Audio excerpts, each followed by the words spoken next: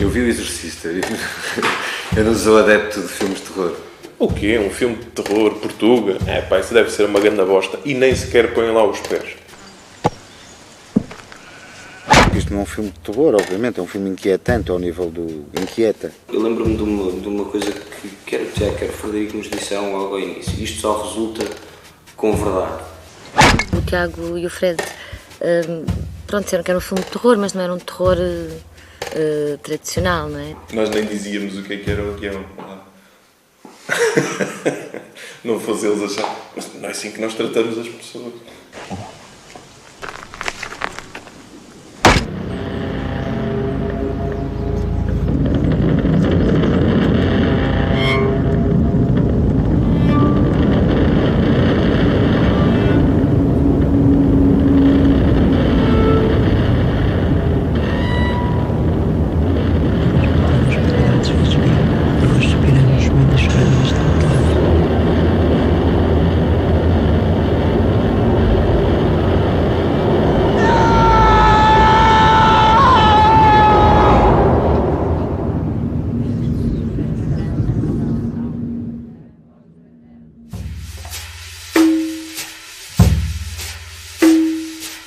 Eu não me lembro se foi uma coisa que partiu de nós ou dele. Acho que foi uma conversa. Foi muito conjunto. É capaz de ter partido de nós.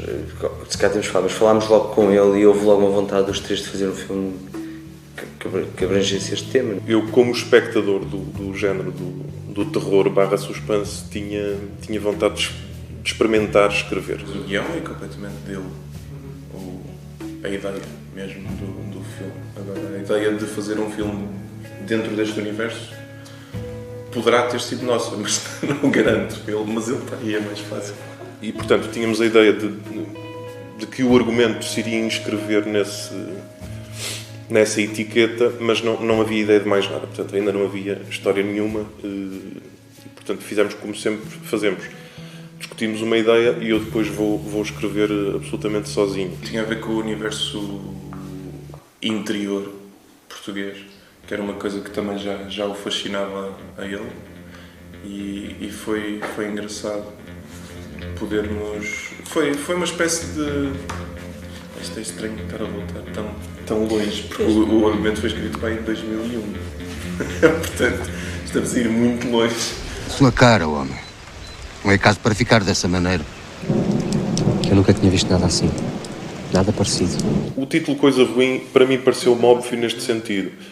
Numa das várias literaturas que há sobre os imensos nomes que se dá ao diabo em Portugal. Sou eu que te mando, espírito imundo.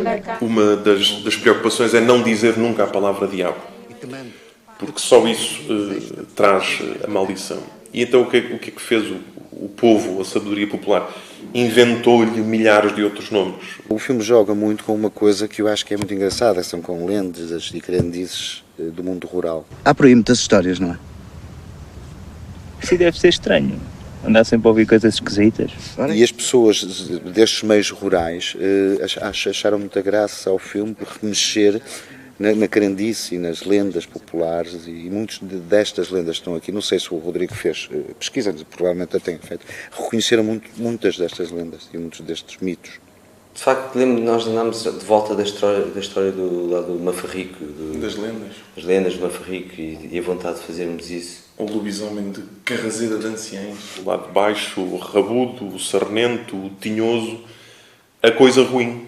A Coisa Ruim é um desses nomes. E se calhar depois surgiu, partilhámos esse... Com ele. E ele depois fez uma busca muito mais intensa de lendas.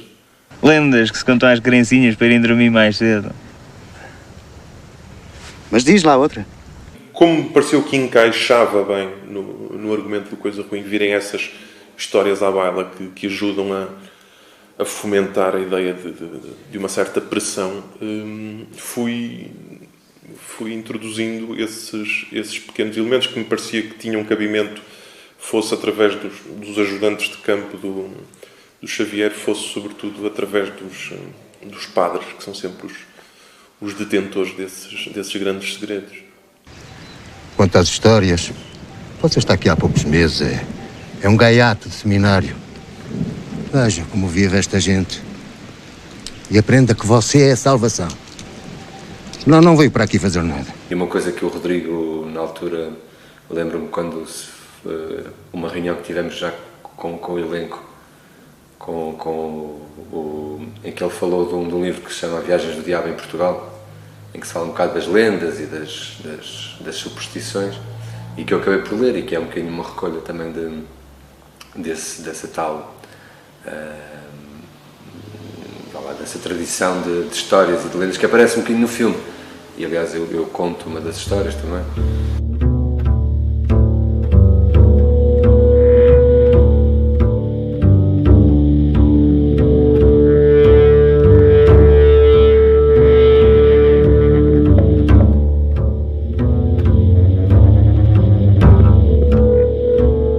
A saída para o campo pareceu-me mais lógica do que, por simplesmente, uma mudança de casa de uma cidade para outra. O campo acaba por ser um outro elemento que entra em cena. Já não há aquele isolamento que as pessoas... E aqui foi mais um processo de normal. Os miúdos adoraram as filmagens, porque estavam sempre à espera do Afonso Pimentel, porque já era conhecido uma série que dava na altura na televisão E do Mel. E do Mel, que era o gêmeo do Batanete. Os miúdos ficavam dois à espera do Batanete. Mas pronto, mas fomos bem recebidos. Não, fomos muito bem recebidos em Torreselo, fomos muito bem recebidos. E foi giro que até recorremos a figuração principal mesmo aqui é de lá. O lenhador, a primeira figura do filme é de lá mesmo. Os miúdos, nem todos, a Sara não, nem outro, mas um dos miúdos é de lá. Dos filhinhos. Os dois? O filho do lenhador e um dos fantasminhos. Um dos fantasminhos, exatamente.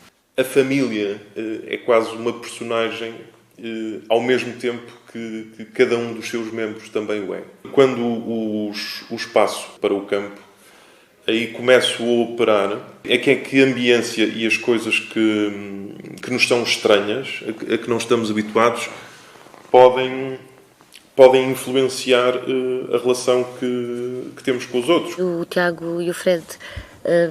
Pronto, disseram que era um filme de terror, mas não era um terror tradicional, não é? Entre aspas, era mais sobre as questões interiores, dos desmembramentos dos casais e das famílias em situações estranhas, não é? Assustou-me bastante, por um lado, o facto de perceber que tipo de personagens eram estas que nós íamos interpretar e que tipo de ambiente aqui íamos tocar.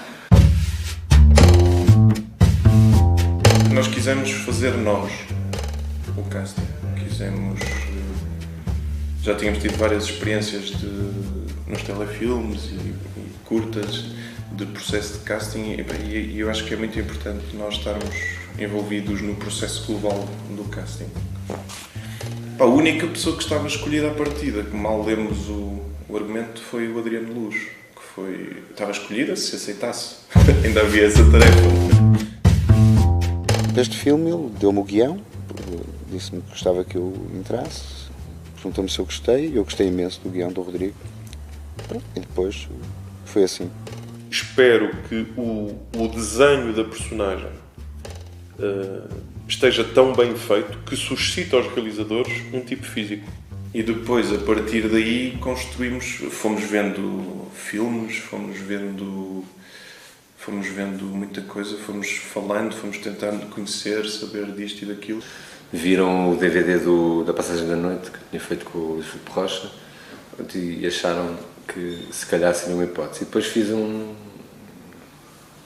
sei se casting é o termo, porque foi bastante informal, com o Tiago e com o Frederico, em que fiz com eles uma das cenas que depois o senhor está viria a fazer a sério mesmo no filme.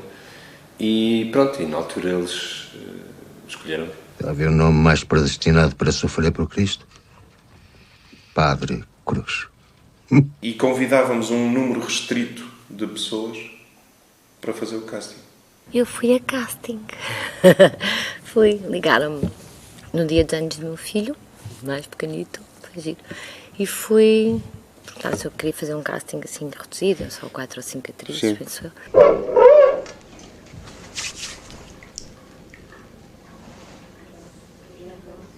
queria muito fazer, porque o que li, das cenas que li, achei muito interessante, e achei a ideia muito interessante, só li o guião depois. Não nos preocupamos diretamente com o bilheteiro, que se trazia o bilheteiro ou não, preocupamos com atores que achavam que funcionava. Até porque é uma falsa questão. Em Portugal. Mas tivemos mesmo a preocupação de que encaixasse perfeitamente nos personagens. Acho que o pai está bem bebido. Porquê? A mãe disse-me que caiu na cama a ressumar. E a mãe também já se deitou? Já. A mãe deitou-se. Ele desmaiou. No caso específico deles, os dois, dos personagens mais novos, foi onde nós fizemos o casting mais alargado. Por razões óbvias, não é? Não há pessoas com muita... Ainda não têm muito tempo para se terem afirmado. Cheguei lá também bastantes pessoas a fazer o casting para o personagem do Rui. Logo à partida, quer o Tiago, quer o Frederico, pelo menos comigo e com as pessoas que estavam a fazer o meu papel, não quiseram desvendar muito nem da personagem, nem do filme. Nós tentamos só revelar o essencial, principalmente na fase de casting. Não é com um objetivo de fazer grandes segredos, né? É só porque não justifica estarmos a expor tanto do guião. Então, mas tu agora bebes a esta hora? Qual é o problema? Problema nenhum. Pelo menos para mim. Só que não é costume. A Sara tinha feito muito pouca coisa. Tinha feito uma curta, assim, uma coisa. Não sei o que é que... Mas foi... Provavelmente a Sara foi o único elemento inexperiente que nós tivemos no elenco. Mas aí foi uma aposta a outro nível. Gostamos muito do casting dela. A Sofia para mim foi um bocadinho difícil de perceber logo à primeira, porque tive que perceber a idade dela, que também não estava escrito em lado nenhum. Supostamente é uma grávida precoce. Pronto, de resto é uma personagem que eu sempre achei que era um bocadinho vítima. É uma personagem que se cala um bocadinho. A não ser quando começa as chapadões ao irmão. Cabrão, és um porco! Tu passaste! O que é que te deu, cabrão? O que é que passou pela cabeça? Foi assim todo o processo. Houve algumas que foi, por exemplo, o Zé Pinto dispensou casting, por N razões, e porque nós, quando vimos a cara dele, foi no fascínio. Foi no fascínio, pensou que foi no fascínio. Que ele aparece assim com a barba por fazer, né? Tinha tudo a ver com o que nós queríamos para o Padre Vicente. Vens-me buscar, Ismael. O personagem da Elisa Lisboa, Dulce, que no papel é um personagem muito secundário, e eu acho que a Elisa conseguiu levar a Dulce para um nível que eu não estava à espera. De repente a Dulce ganhou uma presença no filme todo que tu ficas... não estava à espera. E são as coisas, não foi pensado, não foi planeado, e de repente ela impôs-se no filme. E isso é engraçado. São coisas que tu não contas e acontecem, e depois jogas com elas à medida que te vão acontecendo. Padre, diga-me uma coisa. Isto sou eu que estou uma pilha de nervos. Tem a ver com o tempo, com a região? Ou tem alguma coisa a ver com a casa?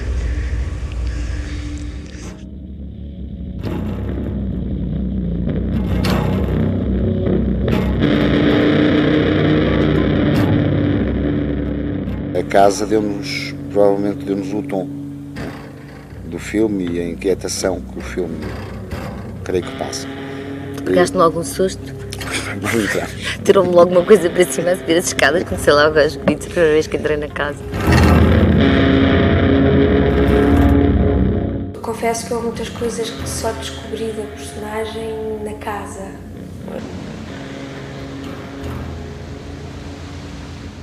E a casa foi um golpe de sorte. Foi um golpe de sorte porque nós estávamos naquela zona à procura de casas, até íamos com um guia ali da zona que tinha conhecimento de algumas casas daquele tipo que nós procurávamos, e passámos por um muro, uma vegetação cerradíssima, e que nos chamou a atenção e que ele nem fazia a mínima ideia do que era que estava lá dentro.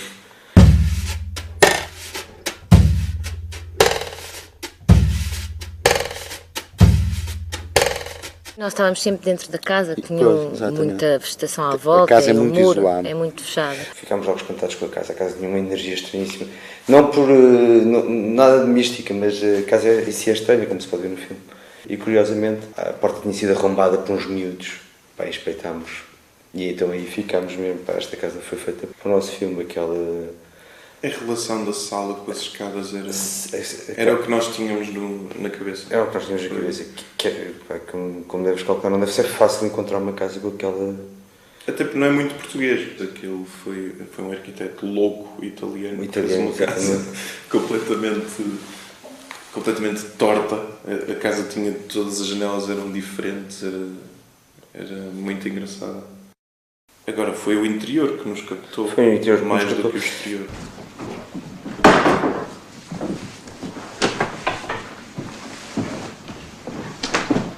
Inicialmente nós pretendíamos um isolamento muito grande da casa em relação à aldeia e aquela casa, parecendo que não, está no meio da aldeia.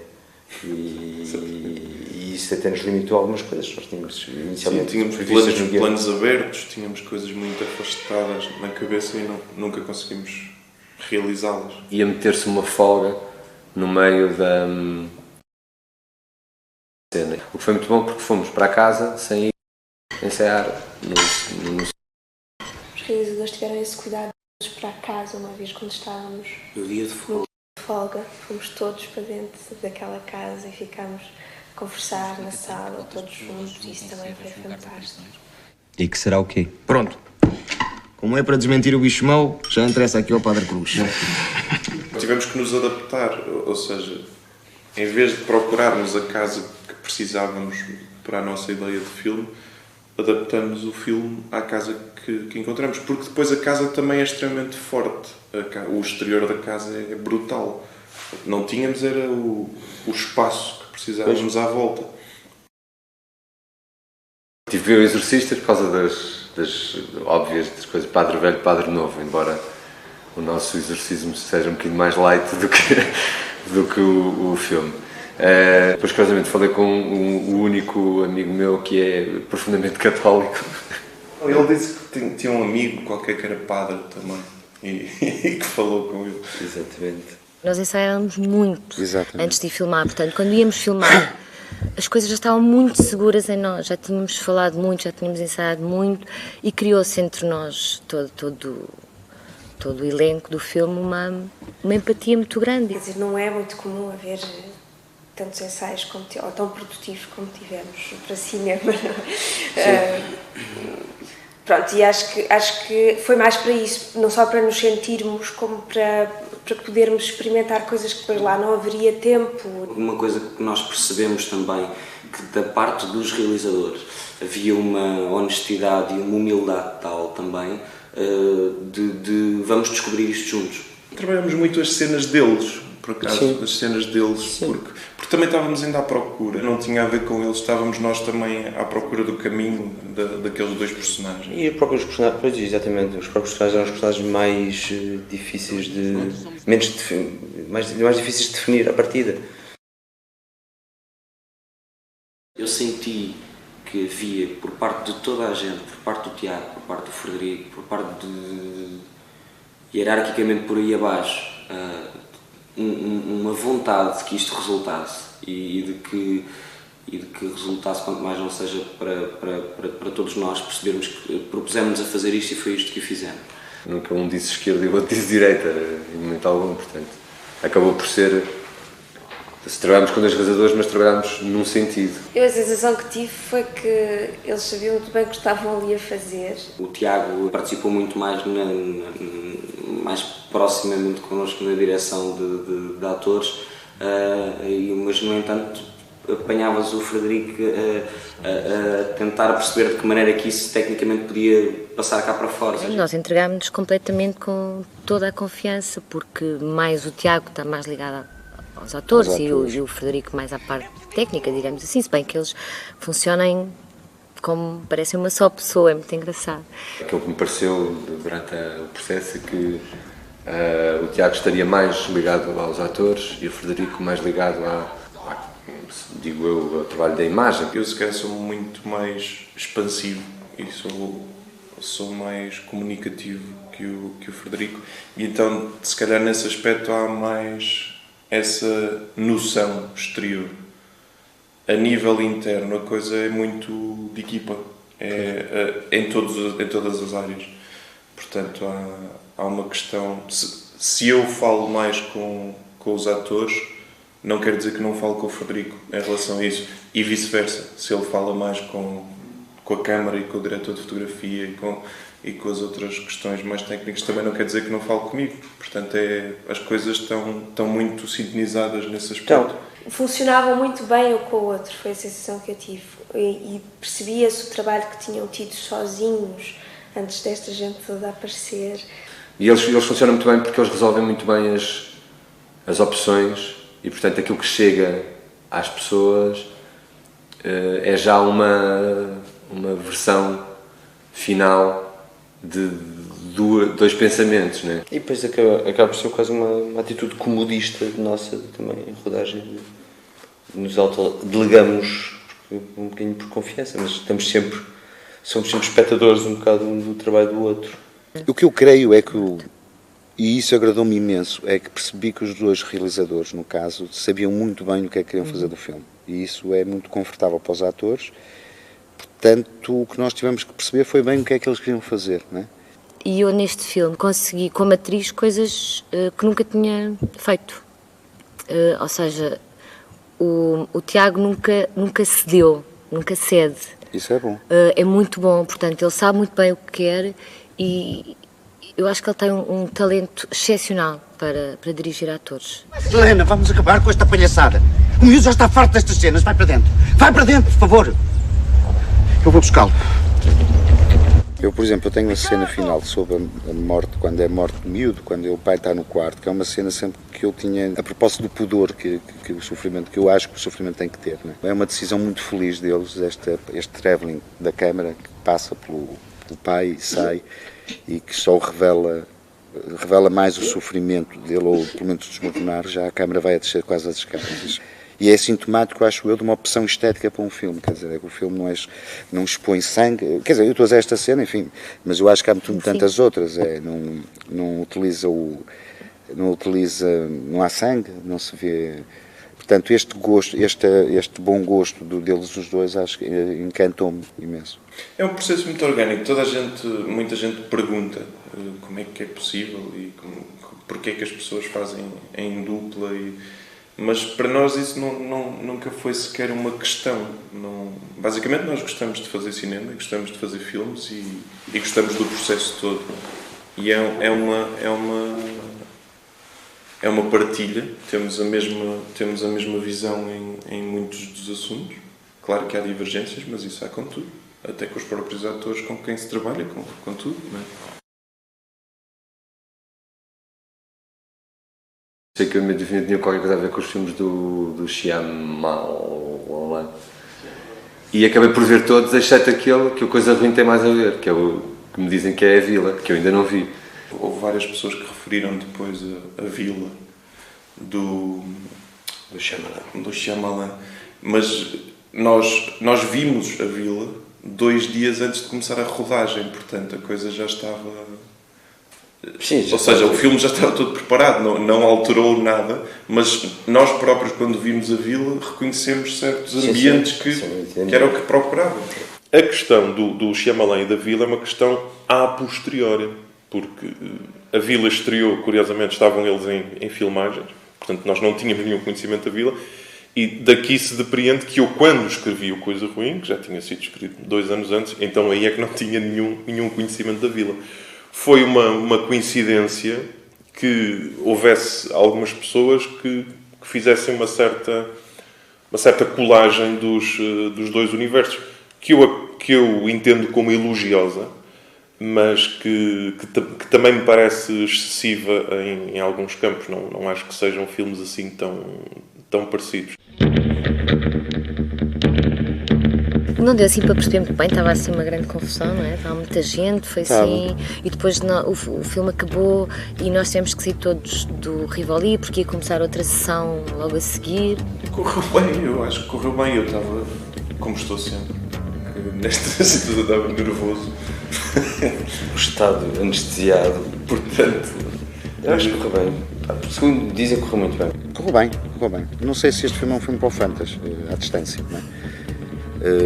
Principalmente porque o público do Fantas, pelo menos um público jovem ou algum público jovem, procura no Fantas muitas vezes coisas mais escatológicas, mais eminentemente para o sujo, não é? É positivo porque é nesta altura um festival de cinema de renome mundial e, portanto, o tipo ser mostrar o filme à organização, o filme ser não só aprovado, como nos dizem que passa na competição oficial, como nos dizem que faz a abertura, quer dizer, é o maior elogio que se pode fazer à obra. O que eu acho que foi importante para nós foi também o reconhecimento de um festival que nunca abriu com um filme português. Porque isto não é um filme de terror, obviamente, é um filme inquietante ao nível do... inquieta. É um filme de terror, mas não é. É um filme de género, mas não é. E tudo isso faz com que provavelmente os fãs do Fantas mais puro e duro vejam um filme destes e fiquem abaixo das expectativas do seu universo. O que eu acho que é importante é, de alguma maneira, para a história, ficará que é um filme português que abriu o Fantas, não é?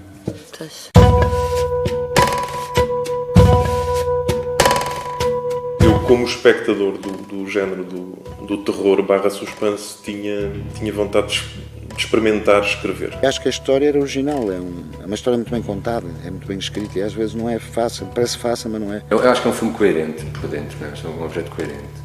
E é um objeto que tem algumas coisas bonitas e bem trabalhadas. Gostei que o Coisa Ruim não fosse apenas um filme de terror. E ao mesmo tempo acho também um objeto com alguma... É um objeto despretensioso e bastante simples na sua proposta, não é? Eu gosto de andar entre os géneros. Eu não gosto de me colar a um género. Não pretendo subvertê-lo, eu não pretendia ao escrever Coisa Ruim. Sou eu agora que vou subverter o género do terror. Fiquei contente pelo filme ser assim, por ser um filme que vai para outro sítio, e que nem que seja por isso, pessoas que querem mostrar outra coisa, pessoas que querem contar outra história, com a mesma verdade de outros filmes que possam existir. Acho o filme fantástico. Não, gostei imenso. O argumento, tudo. Gostei de tudo. E pronto, eu não sei do que é que não estava à espera de nada em concreto, não é? Mas fiquei deslumbrada com o que vi. Soube muito bem fazer parte desta maneira de fazer cinema com a qual eu me identifico tanto. Não necessariamente por ser um filme fantástico, mas por todo o ambiente à volta e por todo o processo de trabalho e a maneira de trabalhar. Na sua esmagadora maioria, o público do Coisa Ruim é um público que consumiu, gostou do produto e ficou à espera do nosso produto. Acontece muito, por exemplo, eu tenho umas camisolas de Coisa Ruim, que eu não ando na rua porque não é do meu feitio, não é? Mas, por exemplo, quando vou ao ginásio sou moço para levar.